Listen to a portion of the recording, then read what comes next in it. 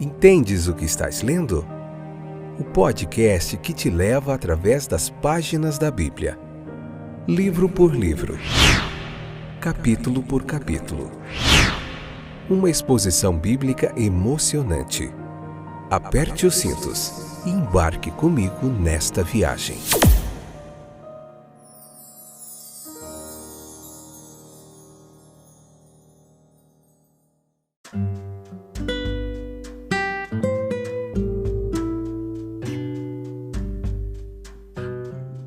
Olá, meus queridos, tudo bem com vocês? Eu espero que sim, espero que esteja tudo jóia.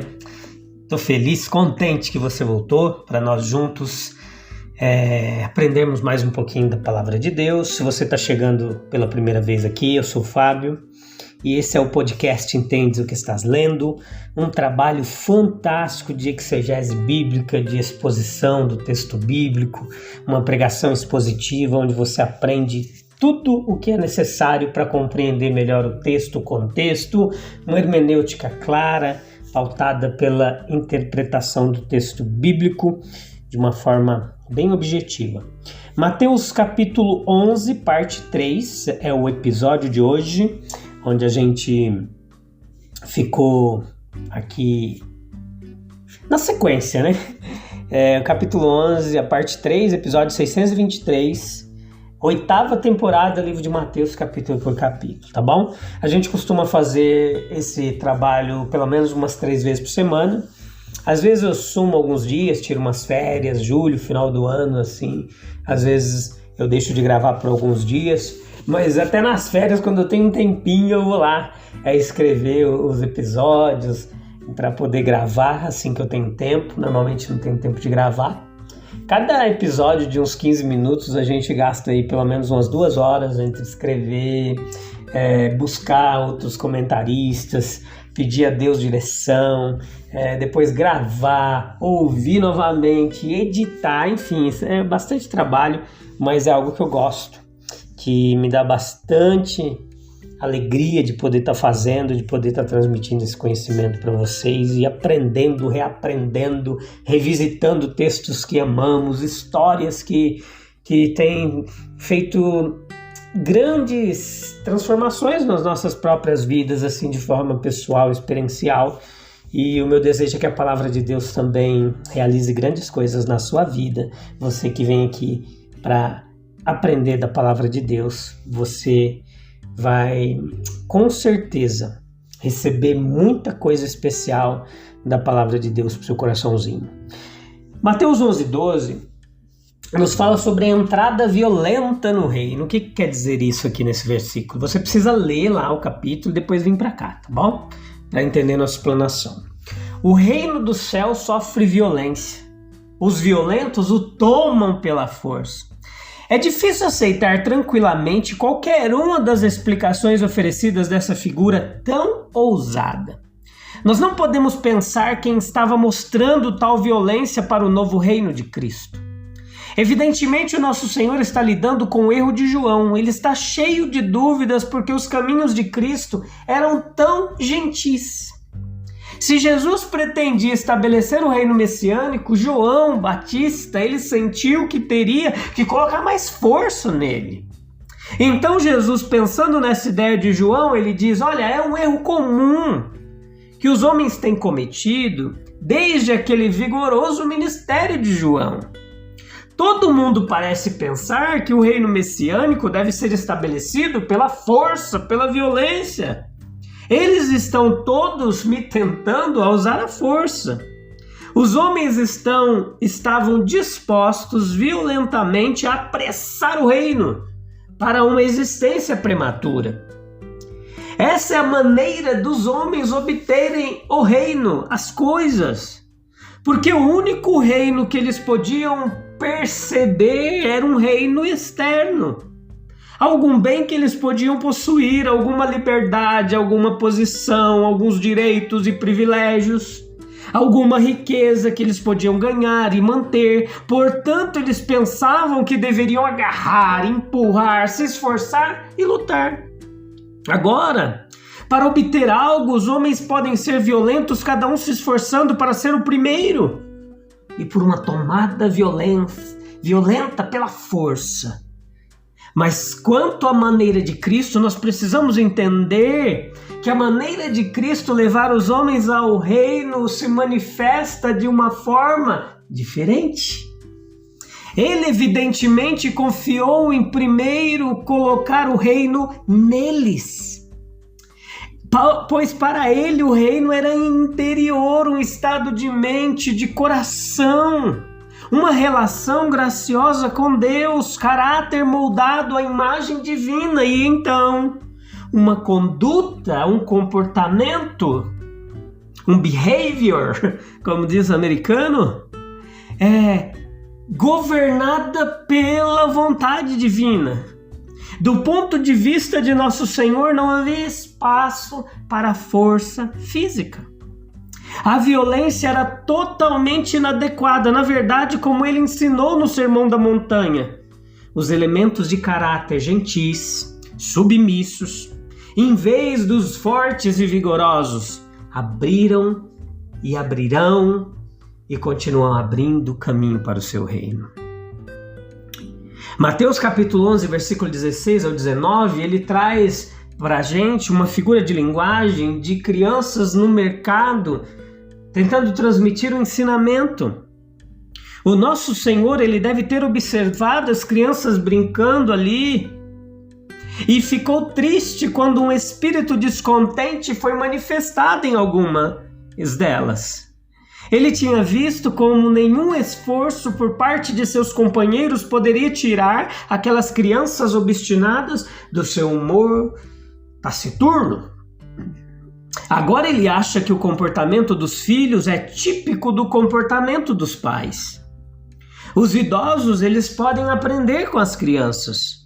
Os modos não convencionais das crianças podem revelar algo do caráter da época, ou algo da própria natureza humana. É impossível satisfazer o não simpático. As crianças desagradáveis, elas não podem ser seduzidas por nenhuma ação de seus companheiros. Eles não dançarão a música alegre, nem participarão de um luto simulado. Um terceiro método seria igualmente mal sucedido porque não lhes agradaria.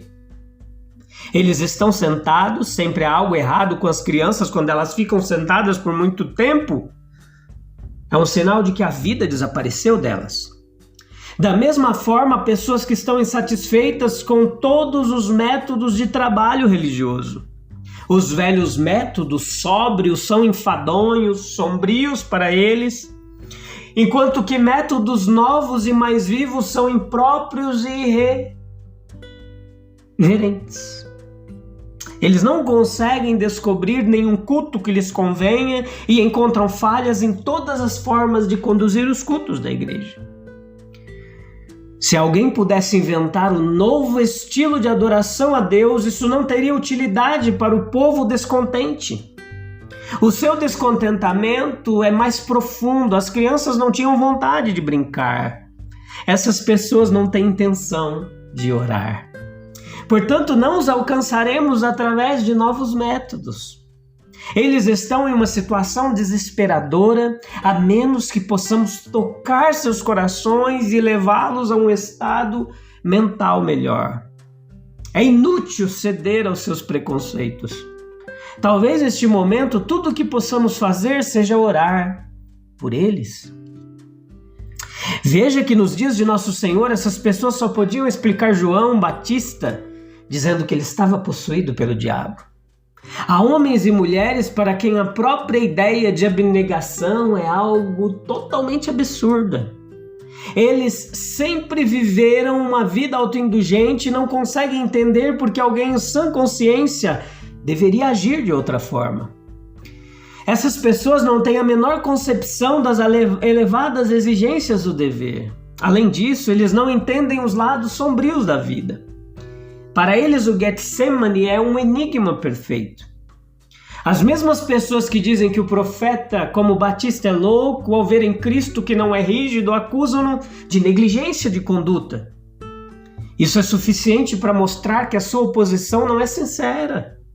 ou pelo menos que provém do seu próprio estado de espírito e não de qualquer defeito daqueles a quem pretendem criticar. É muito aprender que a religião mais elevada não é ascética, que ainda assim não é autoindulgente. A verdadeira razão pela qual Jesus comia e bebia com todos os tipos de pessoas não era uma indiferença às distinções morais, uma fome de popularidade ou um amor pela facilidade. Todos os vícios, totalmente estranhos ao seu caráter. Era apenas o seu amor fraternal, buscando ajudar e abençoar a todos. Não podemos entender a história de Jesus até captarmos o seu espírito. Nós vemos então que a proteção mais segura contra o mal do mundo não é um isolamento ascético, mas uma vida esquecida de si própria, vivida para o bem dos nossos semelhantes.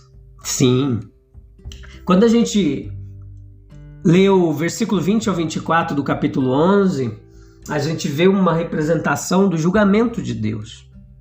A geração aqui repreendida é a raça ou a sucessão de judeus obstinadamente impenitentes, encabeçados e representados pelos escribas e fariseus.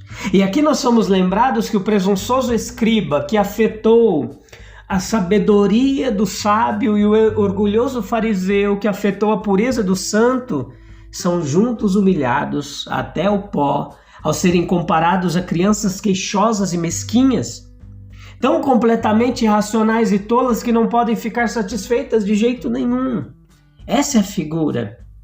Eles rejeitaram desobedientemente o testemunho de João, que veio pregando a abnegação do arrependimento e da reforma. E para se justificarem, os fariseus disseram de João: olha, ele tem demônio. E eles rejeitaram igualmente o ministério de Jesus, cujo hábito era social, afável, familiar, de acordo com aquela graça que distinguia seu evangelho da mensagem de João. Para se justificarem, os fariseus disseram de Jesus que ele era um homem glutão, um bebedor de vinho, amigo de publicanos e pecadores. A comparação das crianças aqui acusa os judeus impenitentes de tratar as mensagens solenes de João e de Jesus como irrealidades. O pecador ele se convence de que o que ele não está disposto a imitar não vem de Deus. Então ele distorce os fatos, critica a virtude como extrema e tenta transformar qualidades em defeitos. Cristo é a própria sabedoria. Os discípulos de Jesus são os filhos da sabedoria. Tais eram os publicanos e pecadores que receberam as mensagens que os fariseus recusaram. Os filhos da sabedoria, eles justificam os caminhos da sabedoria. Eles veem os caminhos austeros de João como estando em boa consonância com a sua missão. E o que os fariseus atribuem ao diabo, eles discernem ser de Deus. Da mesma forma, os caminhos amigáveis e sociais de Jesus. Para os de mente pura, tudo é bom, como tudo é mal para os maus de coração. Somente aqueles que verdadeiramente justificam a Cristo como a sabedoria de Deus, recebem sabedoria dele e a exercem em união com ele. Deve haver um testemunho interno antes que possa haver uma crença externa. Evidência externa não carrega necessariamente uma convicção interna. O homem natural, ele não aceita as coisas do Espírito de Deus. A sabedoria é justificada para seus filhos quando os frutos da sabedoria dão testemunho diante dos homens da excelência dos princípios que lhes dão origem. Os filhos da sabedoria são responsáveis pelo próprio caráter do cristianismo. Depende deles ampliar ou diminuir sua influência no mundo. A providência de Deus, ela tem as suas recompensas. Tiro e Sidom, cidades citadas aqui, pagãs da Fenícia, eram notáveis por seu orgulho, seu luxo, sua idolatria, sua postura cruel e egoísta contra Israel. Eles foram avisados pelos profetas hebreus, mas não se arrependeram. e a invasão babilônica derrubou seu orgulho. Sodoma, também citada por sua luxúria, foi destruída por uma tempestade de fogo no céu. As cidades da Galileia, especialmente as favorecidas com a presença, os ensinamentos, os milagres de Jesus, foram por sua imprudência condenadas, e tão completa foi sua destruição que a sua posição agora é incerta. Em muitos casos, a gente vê os justos sofrendo mais nas mãos dos ímpios do que os ímpios sofrem nas mãos de Deus. O elemento medo, ele foi proeminente na obra de João Batista. Ele exigiu, ameaçou, profetizou sobre o julgamento que estava por vir. Mas aquela geração inconstante, ela respondeu em momentos de entusiasmo e mérito e depois cansou-se e voltou às suas antigas práticas e autoindulgências. Eram como crianças que foram induzidas a brincar nos funerais, mas logo se cansaram da solenidade simulada e queriam uma mudança. A geração apenas ilustrou uma característica permanente da humanidade, que a força logo cansa os homens, o medo logo se torna familiar, as ameaças deixam de alarmar, o terror do evangelho para alguns podem abrir corações, mas se algo como a conversão de coração não seguir esse temor, eles logo se fecharão novamente, mais do que nunca. Jesus entrou em todas as esferas comuns dos homens, trazendo ânimo, de simpatia, ajuda. Ele era em toda parte um portador de alegria, ainda assim a geração logo se cansou dele. Eles se cansam, porque não conseguem seguir seu próprio caminho, e esse foi o segredo da inconstância daquela geração. Eles queriam que João fosse o que desejavam. Eles queriam que Jesus fosse, fizesse, dissesse exatamente o que eles desejavam. E eram como crianças mal-humoradas, que não conseguiam fazer o que queriam. João e Jesus tinham que ser o que Deus queria que eles fossem. E assim segue a humanidade, criando deuses que satisfaçam seus desejos e não os incomodem, principalmente requerendo mudança de conduta, conversão, mudança de vida. E é isso, meus queridos. Vamos orar? Vamos falar com Deus agora. E depois desse momento de oração, a gente encerra mais um episódio. Se encontramos no próximo, escute os outros desse capítulo e os outros capítulos do livro de Mateus, que tem muita coisa preciosa, muito ensinamento bíblico fantástico para você, tá bom? Obrigado, Jesus, pela tua misericórdia, bondade, compaixão. Não deixa a gente se cansar. Não deixa que a nossa religiosidade seja algo somente externo, mas que a manifestação externa da nossa espiritualidade seja o reflexo de um interior convertido, transformado, de alguém que teve um verdadeiro encontro, um relacionamento verdadeiro contigo. Se assim acontece, as nossas manifestações externas vão ser espontâneas, agradáveis e não dissimuladas. Não uma religiosidade hipócrita e falsa que engana, que ilude. Tem misericórdia de nós, Jesus, que o poder da tua palavra nos transforme de dentro para fora e que o teu nome seja glorificado. Amém, amém e amém. Deus abençoe. Até o próximo episódio. A gente se vê lá juntinhos para aprender mais a palavra de Deus. Um abraço. Tchau, tchau.